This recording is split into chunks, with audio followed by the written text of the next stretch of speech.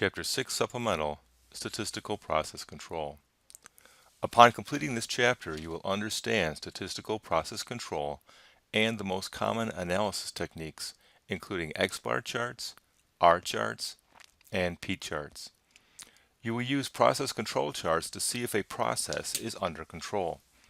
You will also know when it is appropriate to apply these tools. The goal is to reduce variation in a given process. Statistical process control applies statistical analysis to the assignable causes of variation to identify when corrective action should be taken. Process variability has two causes, random and assignable. The goal of SPC is to reduce or eliminate assignable causes of variation. Some practitioners believe that the variability deemed to be random is simply assignable variation that is yet to be fully understood. Statistical process control is used in many industries. We see some examples here. SPC is used to reduce variability and thus improve operational throughput, reducing cost. In the pharmaceutical industry, SPC is used since quality is critical to ensure a proper patient outcome. Here we revisit the definitions of variability and whether steps may be taken to reduce variability. Note that some variability is inevitable.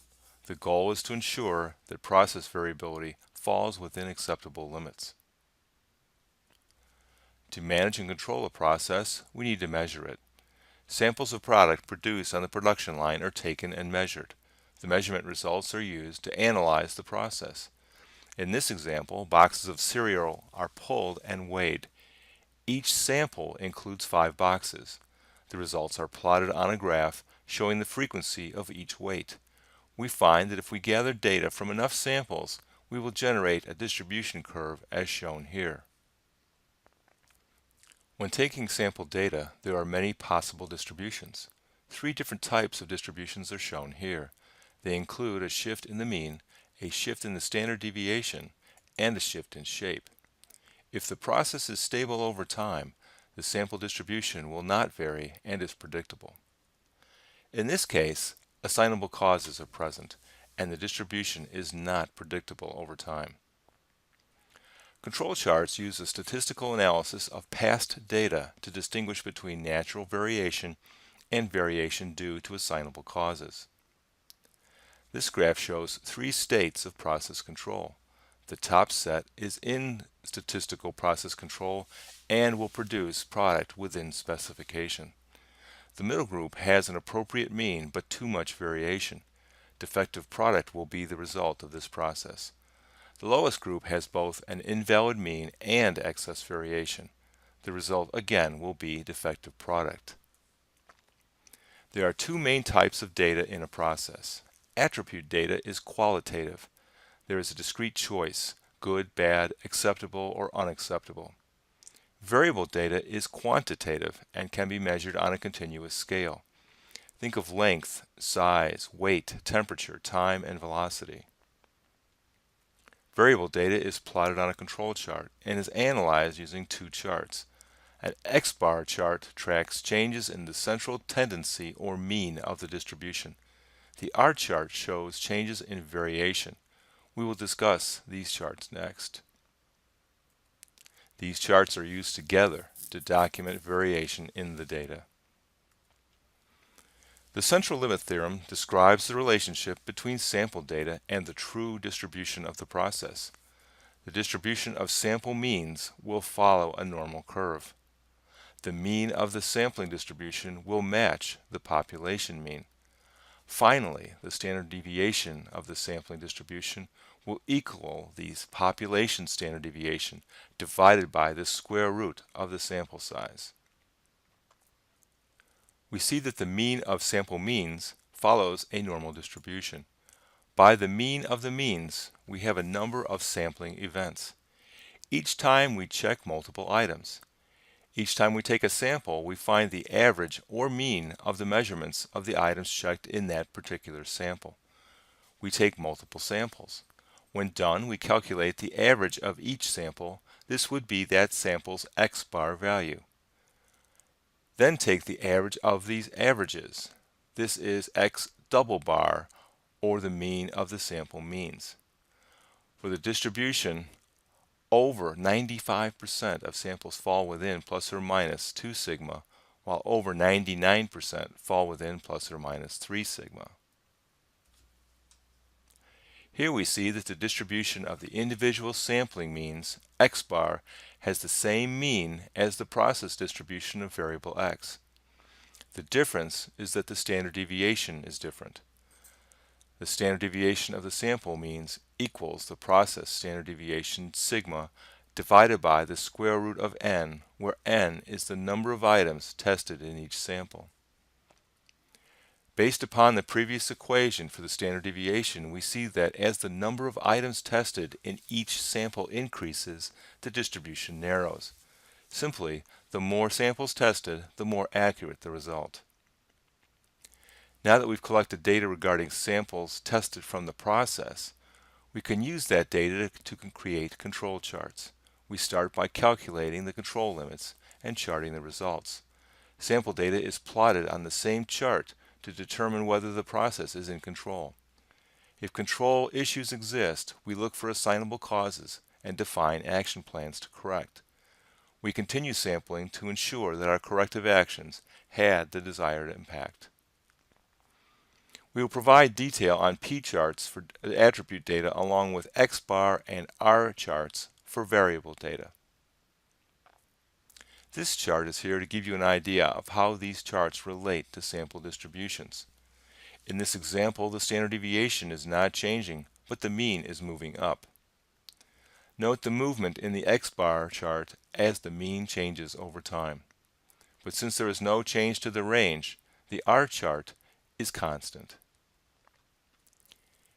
This is the opposite situation where the mean is unchanged, but there is increased variance. The X bar chart is constant, but we see the R chart value increasing over time.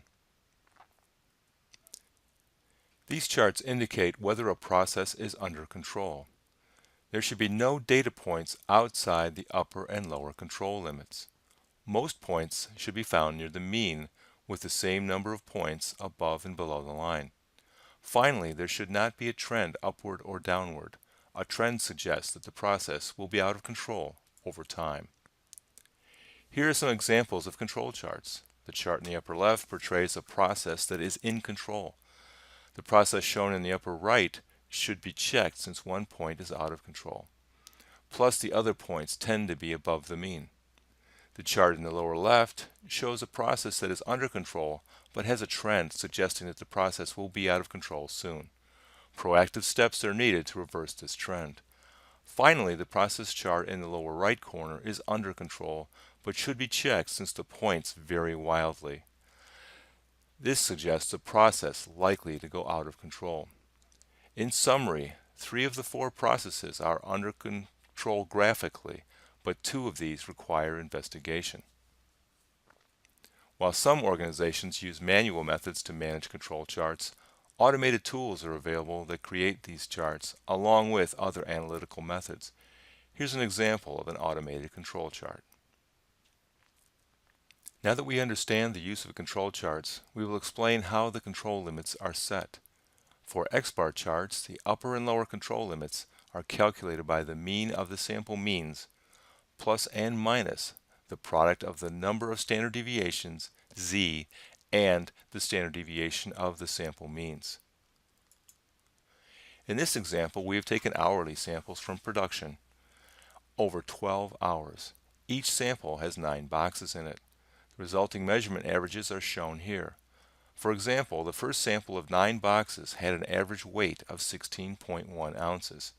This average is simply the sum of the 9 measurements divided by 9. The next step is to calculate the mean of the sample means. This is simply the sum of the averages divided by the number of samples. This would be 12. This is often confusing for students. We must remember that n, the number of items in each sample, is 9, while the number of samples, how many times we take samples, is 12. To calculate the sample means, we sum the averages, 16.1 plus 16.8 plus 15.5 plus 16.5 plus 16.5 plus 16.4 plus 15.2 plus 16.4 plus 16.3 plus 14.8 plus 14.2 plus 17.3. The total is 192. Dividing 192 by 12, we get that x bar equals 16. Given the data, we substitute the values into the equation for the control limits. The upper control limit is 17 ounces, while the lower control limit is 15 ounces. Here is a graphical depiction of a control chart based on our previous calculations. We see that the mean at 16 ounces with the upper and lower control limits at 15 and 17 ounces respectively. We have since plotted some mean data over time. Note that each data point represents the average of the weights of 9 boxes from a single sample. We see that 3 sample means are out of range, indicating a process problem that may be due to assignable causes, not random variation. In the previous example, we knew the standard deviation. We now consider data when the standard deviation is unknown. In this case, the upper and lower control limits are defined as the x bar mean of sample means plus or minus A2 multiplied by the average range of the samples. A2 is a control chart factor found in the text. It may also be found on the internet. Here is a table of standard A2, D4, and D3 values from the text. The D3 and D4 values will be used later. Note that the values vary as a function of the sample size. The sample size is the number of items tested in each sample. If I walk out to the factory floor and pull 10 products and measure them, the sample size N equals 10. Here we have collected data on some cola bottle inspection results. Each time 5 bottles are weighed, so the sample size N equals 5. Samples were taken 10 times. The second column shows the weight of the lightest bottle, while the third column shows the weight of the heaviest bottle in each sample. The final column shows the range, which is the difference between the second and third columns. We take the average of this last column to get an R bar of 0.25. We are given a mean of means x bar of 12 ounces. With a sample size of 5 bottles, we have an A2 value of 0.577 from the table. Substituting the values into the equations, we get an upper control limit of 12.144 ounces and a lower control limit of 11.856 ounces. We now have everything we need to set up our x bar chart, started at the right. Now we turn to the R chart. This is another variable control chart. This chart does not show the mean, but shows the variation of sample means over time. This chart is independent of the process mean. Setting the upper and lower control limits for R charts uses simple equations. The upper control limit is the D4 value from the table multiplied by the average range R bar. The lower control limit calculation is the same except using the D3 value from the table. Here's an example X bar chart and R chart showing the mean and range of weight measurements for salmon fillets at Darden Restaurants. There appears to be one sample, number 11, that should be investigated, but otherwise the process appears to be well under control. This example measures response time with 4 observations with each sample of N equals 4. Samples were taken on 5 different occasions. K equals 5. We see the 4 observation values for each sample. We identify the lowest and highest values, and the difference is the range. Taking the average of the range values, we get an R bar value of 8 minutes. We plug the R bar value from the previous calculation and the table values for D4 and D3 statistics into the equations. The result is an upper control limit of 18.256 minutes and a lower control limit of 0 minutes. The start of the R chart is shown on the right. This slide shows the general steps to create control charts. We start with multiple samples of 4 or 5 observations each. Next, the X bar and R bar values are calculated from the sample data. These values are used to calculate the upper and lower control limits. These steps assume that the process is stable. If not, use the desired mean instead of the measured values to set the control limits. Next, we create the control charts from the previous data. Using the control charts, plot the actual measurements over time. Action plans would be created to resolve any issues identified by the process limits. Once complete, process data is gathered and plotted to confirm the impact of the improvement. The process limits may then be readjusted if appropriate. Instead of using measurement data to identify limits, confidence levels might be used. The control limits are based on the z-value or the number of standard deviations considered. For example, 90% confidence requires a z-value of 1.65. The values may be found in a standard z-value table from the text or from the internet. We will cover p-charts, which are used for attribute data. Remember that attributes are discrete, such as good or bad. Counting defective product is a common use of p-charts. Here we see the equations for the control limits for p-charts. We can assume a normal distribution where the upper and lower control limits are the mean fraction of defective units, p-bar plus n minus the z-value multiplied by the standard deviation of the samples, sigma sub p. Sigma sub p is estimated by the square root of p-bar times 1 minus p-bar divided by n. N is the number of observations in each sample. For this example, we see that 20 samples were taken, with 100 records checked in each sample. The number of errors is shown along with the fraction defective. The fraction defective is the number of errors divided by 100, the number of records checked. We see that the total number of errors from the 20 samples was 80. Using this data, we start by calculating p-bar using the total number of errors 80 divided by the number of records checked, which is 20 samples times 100 records each. We find that p-bar equals 0.04. Substituting the value of p-bar and n into the standard deviation equation, we get a value of roughly 0.02. Plugging the p-bar, sigma, and z values into the equations, we obtain an upper control limit of 0.1 and a lower control limit of 0, since we can't have a negative % defective. Since we are using a z-value of 3, we are looking for 99.73% confidence in our process outcome. This p-chart shows the results of our inspection of records. The mean p-bar and the upper and lower control limits are shown. The gathered defect data is plotted, and we find one sample with an excessive number of bad records. Action may be taken to identify the root cause and then take corrective action.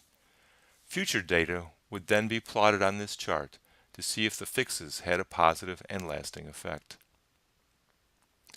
Implementation of control charts requires management action. Critical processes must be identified with their associated metrics. The proper charting technique is selected, and clear procedures are created to create and manage the outcome of the charting process. In summary, when selecting the appropriate charting method, start by deciding if the pertinent data is variable or attribute-based. If variable, X-bar and R charts would be used with 20 to 25 samples of 4 or 5 observations each.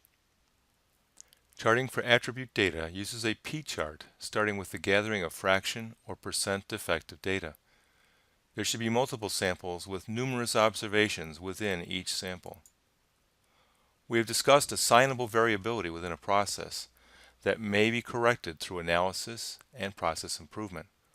What's left is the natural variation of the process. This would be considered a process that is under control. The problem is that the design specifications to meet customer needs may be different than the capability of the process. To assess whether a process meets customer specifications, we calculate the process capability ratio. CP is the difference between the upper specification and the lower specification divided by 6 times the standard deviation of the process. We are comparing the process variation with the allowable specification tolerances. This is an analysis of variation and does not address the mean of the process. Six Sigma quality requires a CP of 2.0, while a target of 1.33 is often used to allow for process variation. The goal of the Process Capability Index, CPK, is to be greater than or equal to 1.0. A CPK greater than 1 suggests that the process will create product that, while not centered, will fall within customer specification. This slide shows the result of a process having different values for CPK. The fourth example, where CPK equals 1, is the minimal target for the process to be within specification. Obviously, a CPK greater than 1 is ideal and allows for more process variation while staying within specifications.